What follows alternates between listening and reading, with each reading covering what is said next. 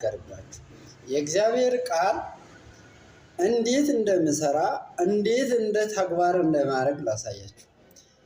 አንድ መጽሐፍ ቅዱስ አንብበ የእግዚአብሔርን ቃል እውነተኛ መንገድ ባመንከው ልቢ ላይ እምነት ካለው ካፌ የተናገርከው ቃል ሄዶ በማይክሮ ሰከንድ ውስጥ መምታትና መግጸት የትኛውም ነገር ማድረግ ይችላል። መፈወስ ይችላል። እንደ አዲስ ታምራት ማድረግ ይችላል። መቀየር ይችላል። ስለዚህ የእግዚአብሔር ቃል ለምሳሌ አንድ ነገር እንገራችሁ።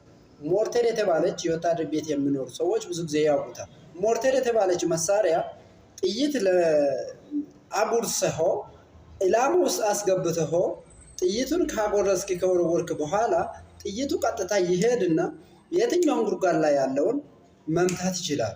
ነገር ግን መምታት እንዲችል የላከው መሳሪያው ግን ሄዶ ቦታው ያለምክበት ሰፈር ደርሶ ሊወርቅ ይችላል። ለምን? አንድ ነገር ልንገራችሁ። የሚወርቀው ምክንያቱም እንደሆነ ታውቃላችሁ? መሳሪያው አቅም አጥቶ አይደለም፣ ሄዶ ወደቀ ስላልሰራ ነው። ገባችሁ?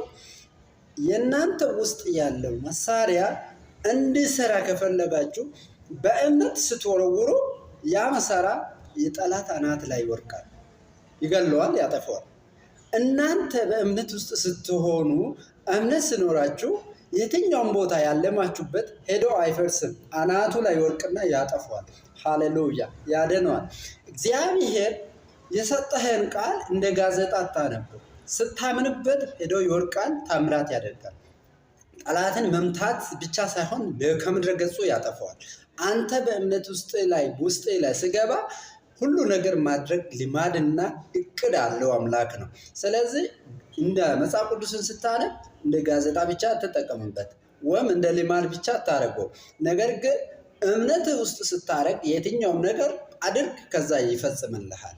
አሜን፣ ሃሌሉያ። የወደዳችሁ ላይክ ፎሎ ሼር እያረጋችሁ ላይክ ኮመንት ሼር እያረጋችሁ ደስ ያላችሁ እንደፈለጋችሁ ማድረግ ትችላላችሁ።